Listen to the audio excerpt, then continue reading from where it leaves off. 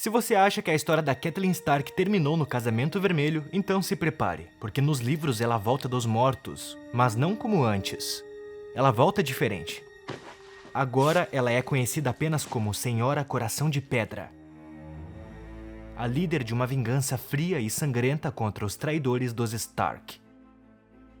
Essa parte nunca foi mostrada na série Game of Thrones, então se você só assistiu a série, está prestes a conhecer uma história completamente nova. E segundo o próprio George R. R. Martin, Lady Stoneheart será essencial nos próximos livros. Então já podemos esperar um final muito diferente de Game of Thrones. Galera, esse é o capítulo da Senhora Coração de Pedra, o nome que foi dado a ela quando ela voltou dos mortos para se vingar dos traidores de seu filho Robb. Se você acompanha os meus vídeos, peço que deixe o like, se inscreva no canal e ative o sininho para não perder nenhum vídeo novo. A história vai começar. No ano 264 depois da conquista, nasceu Catelyn, em Correhill. Era a filha mais velha de um dos grandes lordes dos Sete Reinos, quando ainda era apenas Catelyn Tully. As crianças Tully perderam a mãe muito cedo, devido a complicações no parto, mas todas cresceram felizes. Ela era a filha favorita do pai e lia para ele sempre que ele voltava de viagem para Correhill. Ela tinha 2 irmãos, Edmure Tully e Lysa Tully. Foi em Correhill que ela conheceu Petyr Baelish, um jovem protegido de seu pai, um menino magro, esperto e determinado, que logo ganhou o apelido de Mindinho. Cresceram juntos e, embora ele tenha se apaixonado por ela, Catelyn o via apenas como um irmão caçula, alguém que precisava de proteção e não um homem com quem poderia dividir a vida. Petyr, porém, não desistia. Quando ela tinha 12 anos, o anúncio de seu noivado com Brandon Stark, herdeiro de Winterfell, uniu oficialmente as casas Tully e Stark. Para Catelyn foi uma honra, para Petyr, um golpe devastador. Brandon viajou até Correhill para conhecer a prometida, e o jovem Baelish, movido por orgulho e paixão, desafiou o Herdeiro do Norte a um duelo pela mão de Catelyn. Brandon derrotou Petyr com facilidade, mas poupou sua vida a pedido dela. Ainda assim, o resultado foi definitivo. Mindinho foi banido de Correhill e enviado de volta para casa quando se recuperou dos ferimentos. Catelyn estava feliz com o casamento que se aproximava, mas os ventos de Westeros mudaram rápido, e com violência. Lyanna Stark foi sequestrada por Rhaegar Targaryen e quando Brandon e seu pai Rickard foram até Porto Real exigir seu retorno, o Rei Louco Aerys II respondeu com fogo e morte. Ambos foram executados brutalmente. O amor, naquele mundo, sempre esteve abaixo do dever. Assim, com Brandon morto, Catelyn, com apenas 17 anos, foi prometida ao novo herdeiro de Winterfell, Eddard Stark. Petyr Baelish mandou uma carta para Catelyn após a morte de Brandon, mas ela queimou antes de ler. E quando o reino soube das loucuras de Aerys II Targaryen, a rebelião de Robert começou. Uma guerra que durou um pouco mais que 1 ano e dividiu o reino. Eddard Stark partiu para a guerra e Catelyn, grávida, ficou em Correhill, à espera de seu retorno. Quando a rebelião terminou, ela o recebeu em Winterfell com o filho nos braços, Robb Stark, herdeiro do norte. Mas Ned não voltou sozinho, ele carregava um bebê recém-nascido nos braços, Jon Snow, bastardo sem mãe. E foi naquele momento que o coração de Catelyn se partiu de forma silenciosa. Ela jamais conseguiu aceitar o menino, mesmo vendo o amor que Ned e os filhos tinham por ele. Jon era um símbolo de vergonha, um lembrete constante de uma traição que ela não sabia como perdoar. Catelyn sabia que Jon não tinha culpa, mas não conseguia amá-lo, e se tornou uma sombra na infância dos seus filhos. Com o tempo vieram Sansa, Arya, Bronn e Rickon, e por um tempo Winterfell viveu em harmonia. Catelyn se dedicou a cada um deles com amor e firmeza, construindo uma família forte, unida, quase perfeita. Mas Jon sempre esteve ali, no fundo da cena, como uma peça que não se encaixa no retrato de felicidade que ela tanto tentou manter. Ned insistia em dar a ele o nome Stark, desejando colocá-lo ao lado dos filhos legítimos, o que apenas aumentava o desgosto de Catelyn. I want you to leave. Se você quiser entender tudo o que levou o Casamento Vermelho, eu tenho um vídeo completo sobre Robb Stark, desde as vitórias até os erros que o colocaram no caminho da tragédia. Recomendo assistir esse vídeo antes ou depois desse que você está vendo agora, e o link vai estar na descrição.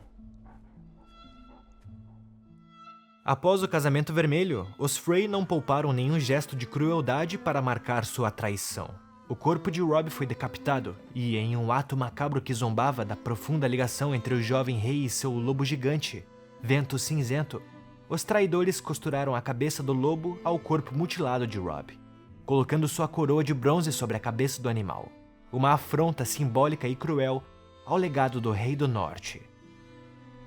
Catelyn Stark, despida e vulnerável, teve seu corpo lançado no rio, um desrespeito aberto aos costumes funerários da casa Tully, uma provocação pessoal de Walder Frey, a antiga aliada. E enquanto isso, Edmure Tully, seu irmão, consumado o casamento com Roslin, viu-se imediatamente aprisionado nas masmorras. E por fim, Sir Raymond Frey tomou a coroa que fora de Robb e, em um ato perverso que simbolizava a decadência moral dos Frey, entregou-a a uma prostituta, proclamando-a como a rainha das prostitutas. Um golpe final que selava o desprezo pela honra, pela justiça e pelo sangue dos Stark.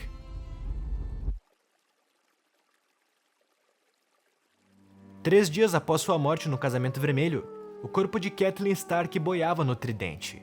A correnteza levou-a por quilômetros até que não restava mais beleza, dignidade ou reconhecimento naquele rosto. E foi Nymeria, a loba gigante de Arya Stark, quem a encontrou. Guiada por algo antigo, talvez por instinto, talvez por lembrança, puxou o cadáver até a margem e o deixou entre as pedras e lama. Ali teria apodrecido para sempre, se não fosse a chegada da Irmandade Sem Bandeiras. Quando os homens a encontraram, hesitaram, mas Harwin, filho de Hullen, o antigo mestre de cavalos de Winterfell, caiu de joelhos, e mesmo diante da decadência daquele corpo, ele a reconheceu. Com os olhos cheios de lágrimas, implorou a Thoros de Myr que rezasse ao Senhor da Luz e trouxesse Catelyn de volta. Mas o sacerdote se recusou. Ela já estava morta há dias. O milagre não era mais possível. Beric Dondarrion, o cavaleiro que desafiou a morte mais de uma vez, permaneceu em silêncio, e sem dizer uma única palavra, ajoelhou-se diante do corpo de Catelyn Stark. Inclinou-se lentamente, como se carregasse o peso de todas as vidas que já perdera, e ofereceu-lhe um beijo. Entre os seguidores do Senhor da Luz, há um antigo ritual.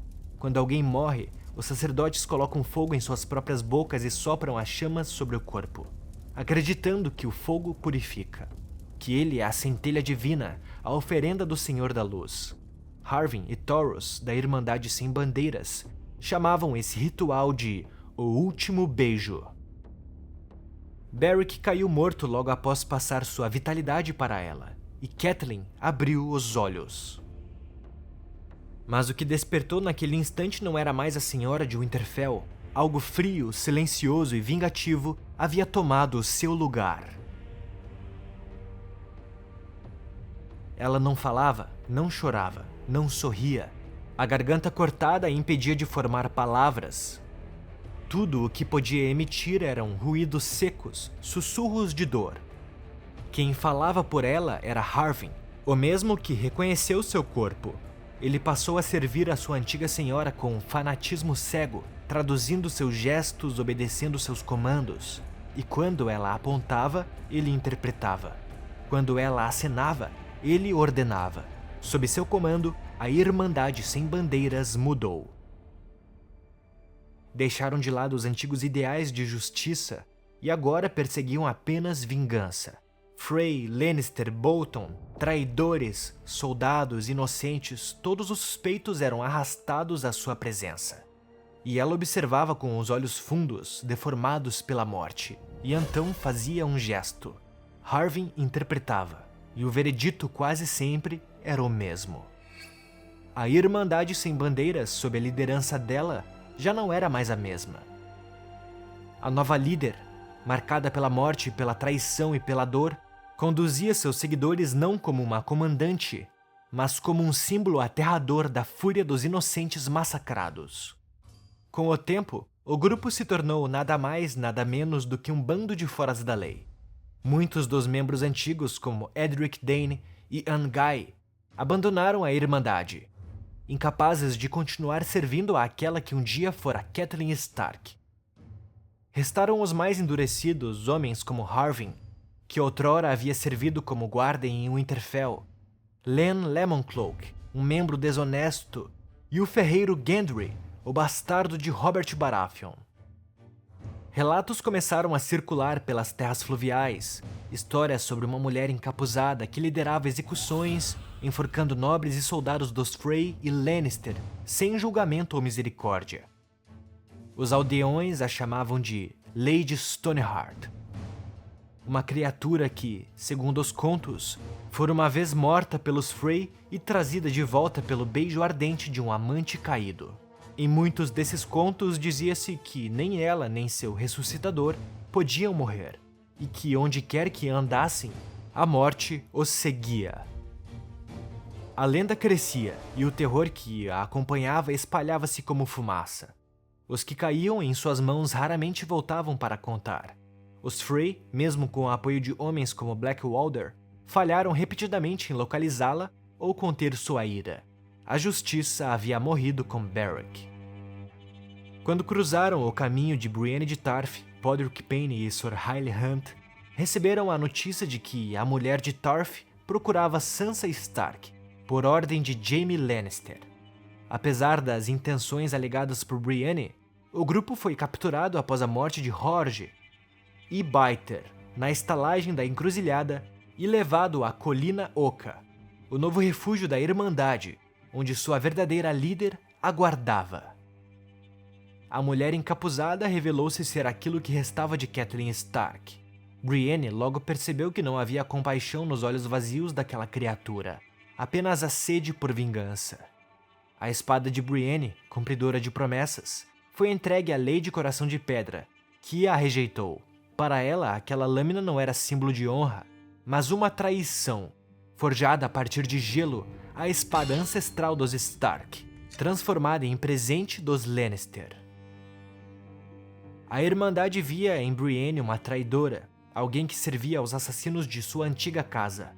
O selo de Tommen Baratheon em posse da Cavaleira e os delírios que murmuravam o nome de Jaime Lannister durante sua febre só agravavam as suspeitas. E sem piedade, Coração de Pedra impôs uma escolha: provar sua lealdade matando Jaime Lannister ou morrer junto com seus companheiros. Brienne recusou, pois sua honra não lhe permitia agir daquela forma, e a sentença foi selada. Enquanto as cordas apertavam seus pescoços, o corpo de Brienne contorceu-se e apenas uma palavra escapou de seus lábios. Uma palavra que poucos ouviram, mas que ecoaria nas lendas como um sussurro entre os condenados. Alguns juram que ela não dorme, outros dizem que ela nem respira, mas todos concordam em uma coisa: onde quer que ela passe, a morte a acompanha.